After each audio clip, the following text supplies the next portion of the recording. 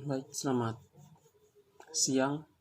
Perkenalkan, nama saya Marianus Aaron Bakrin. Saya mahasiswa Sosiologi Universitas Nusa Cendana Kupang. Saat ini saya berada duduk di semester 6. Saya kelas reguler sore A.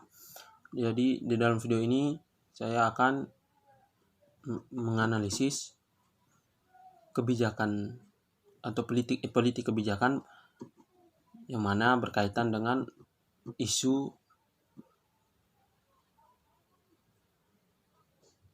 tentang lambatnya pencairan bantuan sosial dari pemerintah terhadap kepada masyarakat yang terkena imbas dari pandemi COVID-19.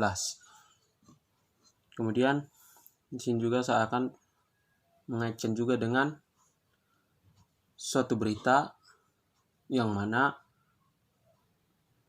adanya berita yang mana merupakan adanya kecaman dari salah seorang bupati terhadap para menteri dan pemerintah yang mana memperlambat proses pencairan dana atau bantuan sosial kepada masyarakat ini. Jadi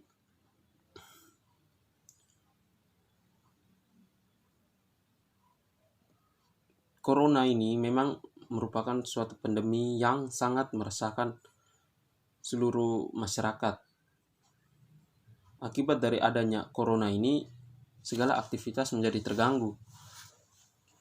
Di berbagai bidang, aktivitas itu sangat terganggu. Jadi, dengan adanya corona ini membuat masyarakat menjadi menderita dalam hal bukan karena sakit saja, bukan karena virus yang menyebabkan penyakit saja, tetapi menderita dalam berbagai hal, terutama dalam keadaan perekonomian. Karena dengan adanya corona ini, segala aktivitas pekerjaan apapun itu menjadi terganggu, terhalang. Bahkan ada sebagian besar masyarakat yang diberhentikan atau di-PHK dari pekerjaannya karena ada efek dari adanya pandemi ini. Kemudian dari situ pemerintah harus mengambil langkah yang tepat untuk mengatasi masalah ini. Selain mengatasi untuk pandemi ini dapat segera berakhir, juga mengatasi masalah perekonomian atau kehidupan masyarakatnya selama masa atau selama jenjang waktu adanya pandemi ini, yang mana membuat sebagian besar masyarakat kehilangan pekerjaan dan lain sebagainya. Jadi langkah yang diambil oleh pemerintah Indonesia adalah dengan memberikan bantuan sosial terhadap masyarakat yang tidak mampu. Jadi bantuan itu ada wacana dari berbagai media yang saya baca, diambil dari dana desa dan bantuan sosial lainnya berupa uang tunai senilai 600.000 dan lain sebagainya. Ada berbagai wacana-wacana yang kemudian hadir untuk memperjelas dan lain sebagainya tentang bantuan dari pemerintah kepada masyarakat yang terkena dampak dari pandemi COVID-19 ini.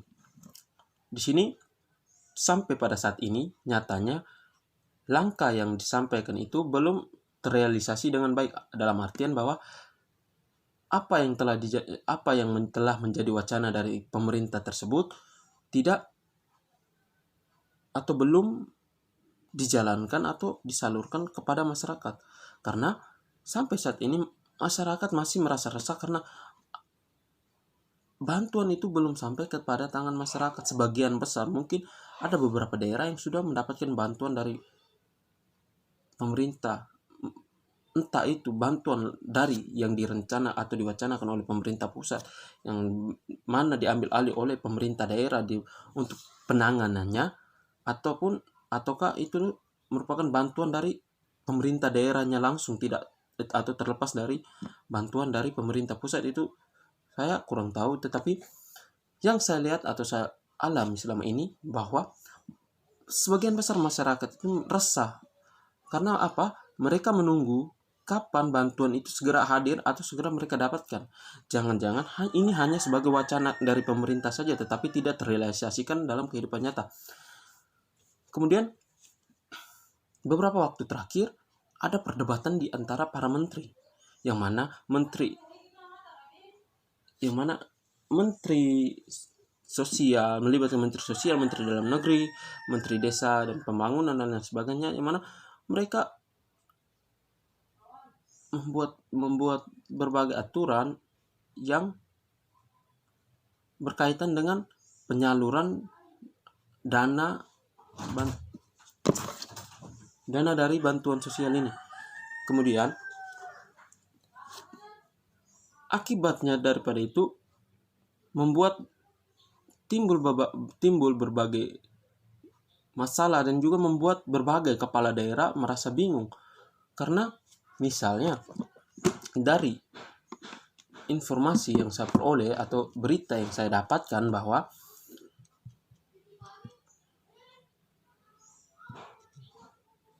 ada seorang bupati di Sulawesi,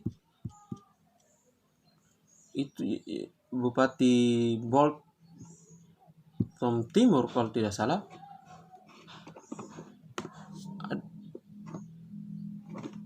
Boltim. Bupati Boltim, dimana dia mengkritik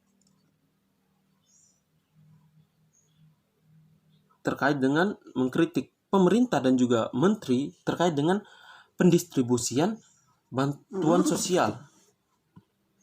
Jadi di sini dari berita yang saya peroleh itu bahwa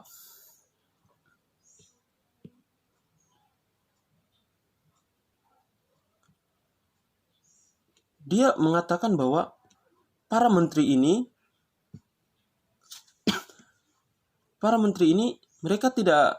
mereka seakan-akan tahu keadaan masyarakat pada saat ini. Dia mengatakan menteri itu tidak mengetahui keadaan yang sedang dialami oleh masyarakat saat ini. Mereka hanya aji mumpung saja menjadi seorang menteri, katanya. Karena dia di dalam video viral yang beredar di media sosial, di situ dia marah-marah terhadap menteri. Yang menjadi sasaran menteri itu adalah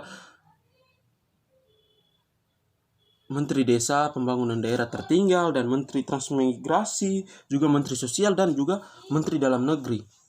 Karena belakangan ini Menteri Desa menerbitkan peraturan bahwa dana desa hanya untuk program padat karya tunai, tidak boleh dipakai untuk membeli sembako.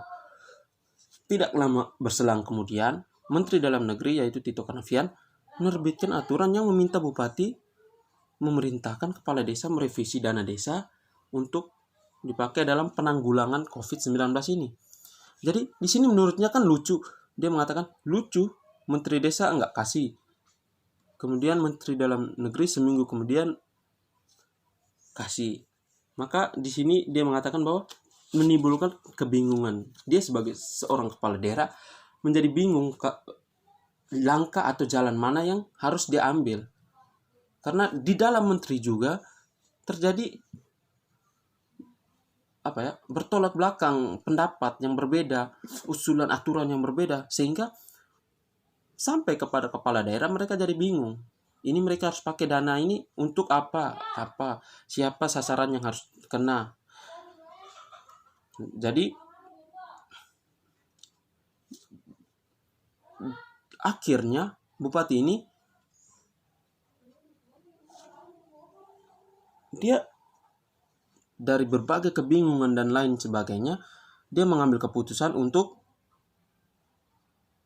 memberi bantuan kepada seluruh masyarakat miskin yang ada di kabupatennya. Jadi di situ dia siapkan 900 ton beras premium untuk rakyat yang tidak menerima BLT atau bantuan langsung tunai. Terus karena BLT itu kan 600.000 per bulan. Jadi ada menteri yang mengatakan bahwa bantuan sosial itu dikhususkan bagi masyarakat yang tidak menerima BLT. Kemudian menteri satu lagi mengatakan bahwa bantuan itu dikasih kepada semua masyarakat miskin, baik yang tidak mendapatkan BLT maupun yang mendapatkan BLT. Jadi di sinilah yang membuat atau menimbulkan kebingungan dalam diri seorang Bupati Boltim tadi, kemudian membuat dia menjadi marah-marah. Saya rasa ini hal yang wajar, karena dari pimpinan saja atau pemerintah pusat, dari pusat saja mereka sudah sudah menunjukkan ketidakpastian dalam pengambilan keputusan. Dalam membuat aturan itu mereka sudah tidak pasti. Jadi berkaitan dengan politik kebijakan, di sini kebijakan yang diambil oleh para menteri dan juga presiden itu sudah memang pada dasarnya merupakan politik. Karena bagaimanapun juga mereka yang ada di situ merupakan orang-orang yang berpolitik. Jadi kalau menurut saya, politik kebijakan seharusnya kita bisa ambil, bisa digunakan dalam mengatasi hal-hal seperti ini. Tetapi kita harus melihat dengan kondisi masyarakat. Kita harus telaah dulu. Kita harus mengumpul semua data-data. Kita harus melihat ke depannya bagaimana. Kita harus turun langsung dulu kepada kondisi masyarakat. Baru kita mengeluarkan sebuah aturan, mengeluarkan kebijakan. Peran politik kita boleh saja bermain di dalam situ, tetapi jangan untuk diri sendiri atau menguntungkan diri sendiri. Kita harus melihat kepada masyarakat, kita harus melihat kepada banyak pihak. Jadi kalau untuk masalah politik dan pengertian politik dan pengertian kebijakan, mungkin saya rasa itu tidak perlu kita bahas lagi.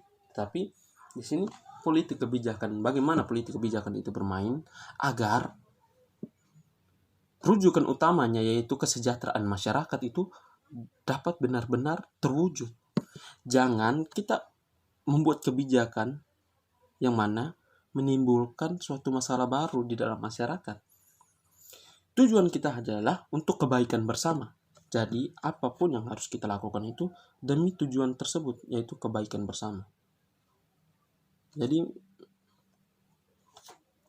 menurut saya, saran dari saya, presiden bersama para menteri, jajaran menterinya harus berembuk, harus duduk bersama bagaimana melihat kondisi masyarakat saat ini, melihat ke depannya bagaimana, karena kita tidak tahu pasti kapan pandemi ini akan berakhir. Jadi sebelum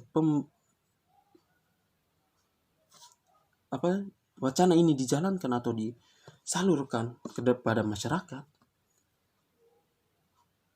sebaiknya kita kaji dulu agar ketika sampai kepada masyarakat tidak menimbulkan suatu permasalahan baru, karena akan lebih menyusahkan kita.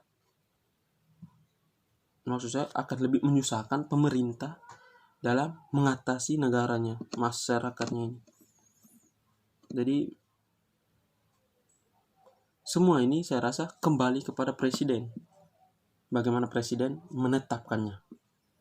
Apakah bantuan sosial itu untuk seluruh masyarakat yang tidak mampu, ataukah hanya masyarakat tertentu?